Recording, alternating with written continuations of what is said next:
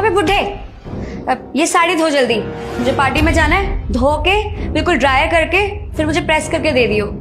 बहू ये तो तेरी साड़ी है ना, तो तू उसे आप धो, मैं को धोऊं तेरी साड़ी? अरे पापा कर दो ना, अगर कर दोगे तो क्या दिक्कत हो जाएगा? वो काम में बिजी होगी, अगर आपसे थोड़े काम करवा भी लेगी तो कोई दिक्कत नहीं है। अरे कैसी औलाद है मेरी, तेरे पास शर्म नाम की कोई चीज नहीं है क्या? अब तेरी बीबी के कपड़े भी मैं ही धोऊंगा। तेरी बीबी ने मुझे इस घर में नौकर बना रखा है, मगर तुझे किसी बात पे फर्क नहीं पड़ रहा। तो आप चाहते क्या हैं? आके होते हुए मेरी बीवी काम करे, ये मैं बर्दाश्त नहीं करूंगा। अगर थोड़े बहुत काम करोगे तो आप करोगे इस घर के, समझ में आया ना? वरना आपको निकाल के इसे नौकर रख लूंगा। फ्री की रोटी तोड़ने की आदत होगी इनको। ओह, मेरे पति से ना ज्यादा बहस करने की जरूरत नहीं है। इस घर में हम तीनों रहते हैं तो तीनों को अपने अपने हिस्से का काम करना पड़ेगा। ये चुपचाप से साड़ी धो और दे मुझे। सोचते हैं कि हम पे चिल्लाएंगे तो हम दब जाएंगे। अगर इस घर में रहना है ना तो नौकरों की तरह काम भी करना पड़ेगा। धोता हूँ। अब मैं तुझे ही क्या कहूँ, जब मेरी औलाद को ही मुझसे कोई फर्क नहीं पड़ रहा। अच्छा, तो इस घर में मेरे पापा के साथ ये सब हो रहा है।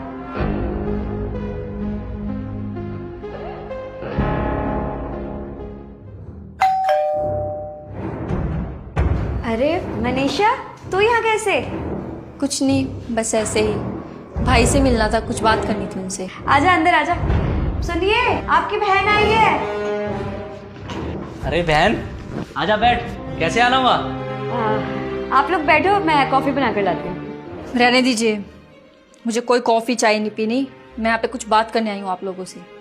अरे क्या बात करना है? ऐसे गुस्से में क्यों खड़ी है, बता। मुझे हिस्सा चाहिए। हिस्सा? कैसा हिस्सा? प्रॉपर्टी में हिस्सा। पागल हो गया क्या?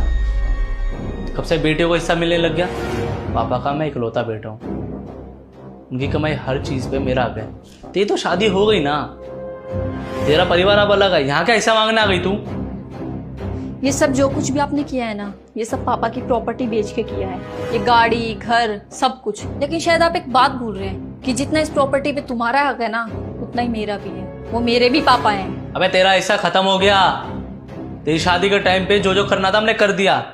अब तेरा यहाँ कोई हिस्सा नहीं है, चल निकल। अच्छा, तो मतलब आप मुझे हिस्सा नहीं देंगे? तो मुझे लगता है कि शायद मुझे कोर्ट में जाके हिस्सा लेना पड़ेगा। मनीषा, ये तुम कैसी बातें कर रही हो?